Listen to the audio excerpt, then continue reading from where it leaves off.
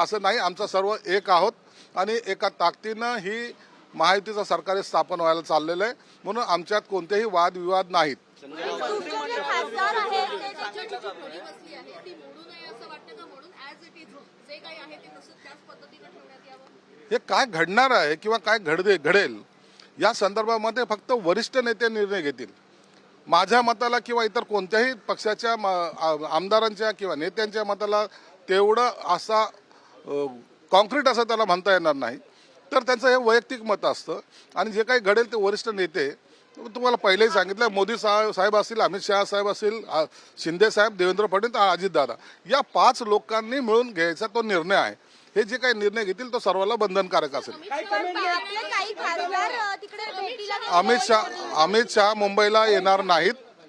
भाजपचे पक्षश्रेष्ठी जे ते काही पाठवणार आहेत, निरीक्षक जे आहेत ते आज येणार आहेत आणि त्याच्यामध्ये मला वाटतं आज त्यांचा गटनेत्याची निवड सुद्धा होणार आहे. संजय राऊत म्हणताय की 2.5 वर्षाचा फॉर्म्युला भाजपने तेव्हाच मान्य केला असता तर घडी व्यवस्थित बसली असती, पण केवळ शिवसेनेला आणि उद्धव ठाकरेंना त्रास द्यायचं काम भाजपने केलं. असं काही नाहीये. आम्ही स्वतः 2021ला जे काही उठाव केला त्या उठावाचा परिणाम आज शिवसेना भाजपचं सरकार त्यावेळेला कार्यरत झालं आणि आज तुम्ही 2-2.5 वर्षाचा कालावधी जर पाहिला तर इतका स्पीडने काम करणारं सरकार गेल्या 15 वर्षात झालं नव्हतं. ही सर्वसामान्याची भावना आहे. म्हणून भाजपने काही केलं नाही, तर आम्ही भाजप आणि शिवसेनेची जी नॅचरल युती होती ती मजबूतीने आता या निवडणुकीमध्ये पाहायला मिळाली. जे सांगत होतो आम्ही की आपल्याला काँग्रेस आणि राष्ट्रवादी बरोबर नको, जे त्यांच्याबरोबर गेले त्यांची हालत काय झालेली आपण हे पाहत आहेत. जागा वाटप होत असताना काही ठरलं होतं का? जास्त जागा भाजपच्या होत्या आणि त्यानंतर काही कमिटमेंट शब्द दिलेला आहे का? तुम्ही कमी जागा लढले ते जास्त जागा लढले, जे जास्त जागा लढले त्याची जास्त जागा येणार ना. मग आता जागा वाटप हा त्यामध्ये फॉर्म्युला नव्हता.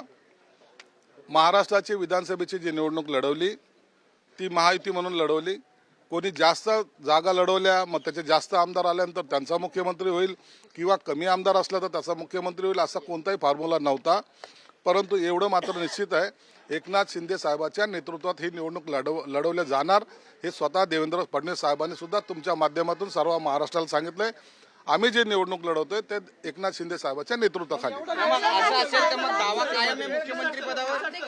असं म्हणतात मुख्यमंत्री पदावर एकनाथ शिंदे यांचा दावा कायम आहे. वेळ काय लागतोय?